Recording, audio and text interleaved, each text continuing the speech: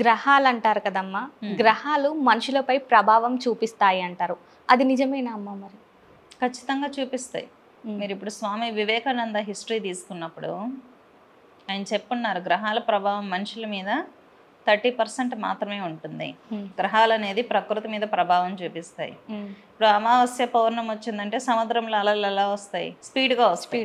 మన బాడీలో కూడా వాటర్ ఉంటుంది కదా, మరి ఎందుకు మనం అంతగా రియాక్ట్ అవ్వము?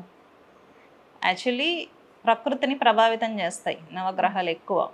మనుషుల్ని 30% మాత్రమే ప్రభావితం చేయగలవు. కానీ మన ఉపాసన మార్గంతో, రెమెడీస్తో గ్రహాల ప్రభావాన్ని కూడా అధిగమించవచ్చు. సరేనా? మనుషుల భూమిపై ఉన్న గ్రహాలకి మనుషులకి సంబంధం ఏంటమ్మా?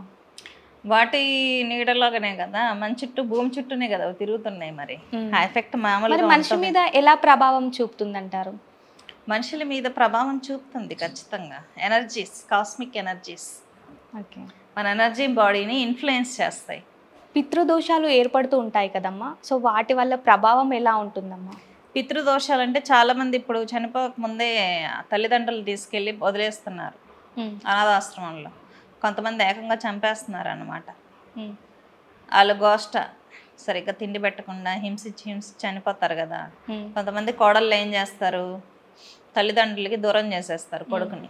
అటువంటి వాళ్ళు ఏడ్చి ఏడ్చి ఏడ్చి చనిపోతారు. ఆ పాపం అంతా మరి కోడళ్ళకి, కోడలి పిల్లలకి వస్తుందన్నమాట. దాన్నే పితృదోషం అంటారు. మరి వాళ్ళకి బట్టలు పెట్టాలి, ఎవ్రీ ఇయర్ బట్టలు పెట్టాలి. పితృదోషం ఉండే వాళ్ళ జీవితంలో డెవలప్ అవ్వరు. బతికుండంగానే చూసుకోవాలి, చనిపోయాక కూడా వాళ్ళకి బట్టలు పెట్టుకోవాలి. మరి కర్మకాండాలు కూడా ఎవరు నిర్వహించట్లా ఈ మధ్య. హ్యాపీగా ఫారెన్ వెళ్ళి సెటిల్ అయిపోతున్నారు ఇక్కడ వదిలేసి. ఆ పాపం మళ్ళీ వాళ్ళకే వస్తుంది అనుకోండి. న్యూటన్ థర్డ్ లా ప్రకారం యాక్షన్కి రియాక్షన్ తప్పకుండా ఉంటుంది. వీళ్ళు హింస పెడితే తర్వాత వాళ్ళ పిల్లల జీవితాలు స్పాయిల్ అయిపోతాయి. దాన్ని శాపాలు, పితృదోషం అంటారు. మరి ఇలాంటివి పితృదోషం పోవాలి అంటే వాళ్ళకి ఎప్పుడు ఏదో ఒక పూజ చేస్తూనే ఉండాలంటారా అండి? సంవత్సరానికి ఒక్కసారి చేస్తే చాలు. బట్టలు పెడతారు కదా, మాసం మాసం చేస్తూ ఉంటారు కదా, అలా ఒప్పుకుండే వాళ్ళు చేసుకోవచ్చు. బాగా ప్రేమ ఉంటే చేసుకోవచ్చు. మామూలుగా సంవత్సరానికి ఒకసారి అనేది మినిమం.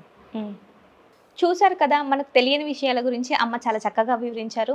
మరో ఎపిసోడ్తో మీ ముందుకు వస్తాము. అంతవరకు ఈహా టీవీ చూస్తూనే ఉండండి.